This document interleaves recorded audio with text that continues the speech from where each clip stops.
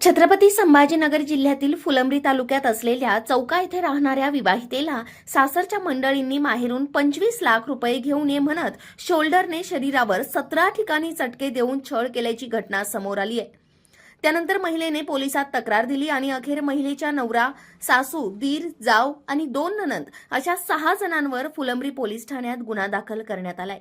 फुलंब्री पोलिसांकडून या आरोपींची चौकशी सुरू असून 2 वर्षापूर्वी अशाच प्रकारे महिलेच्या पतीने तिला पैशांची मागणी करत शिवीगाळ करत मारहाण केली होती। या मारहाणीत तिच्या पोटावर दुखापत झाली, त्यामुळे बाळही दगावले। या सततच्या चाचाला कंटाळून तिने फुलंब्री पोलीस ठाण्यात धाव घेतली आणि पोलिसांनी गुन्हा दाखल करून घेत 6ही आरोपींना आता चौकशीसाठी ताब्यात घेतलंय। फुलंब्री पोलीस स्टेशन या ठिकाणी फिर्यादीच्या फिर्यादीवरून CR नंबर 283/25 हा गुन्हा दाखल झालेला आहे, ज्यामध्ये फिर्यादीच्या सांगण्यानुसार BNS कायद्याच्या कलम 85, 127(1), 118(1), 115, 351(1), 351(3), त्याचबरोबर 189(1), 191(2) आणि 190 या कलमांप्रमाणे गुन्हा दाखल करण्यात आलेला आहे।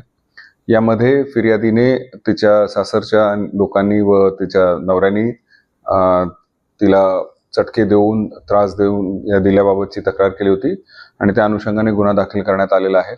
तपासाचे चक्र तात्काळ फिरवण्यात आलेले आहे आणि आम्ही 2 टीम्स रवाना करून फिर्यादीच्या सांगण्यानुसार जे काही आरोपी आहेत ते निष्पन्न केलेले आहेत आणि त्यामध्ये आरोपी अटक करण्याची प्रक्रिया चालवली आहे। 6 आरोपी जे आहेत ते आता पोलिसांच्या ताब्यात आहे आणि अटकेची कारवाई सुरू आहे। सर, असे जे कृत्य करणारे यांना आपण काय सांगू इच्छितो किंवा अशा ज्या घटना घडत असेल त्यांना काय सांगू? यामध्ये तिच्या तक्रारीवरून असं कळतंय की ही बरेच वर्षापासून तिला हा त्रास होता।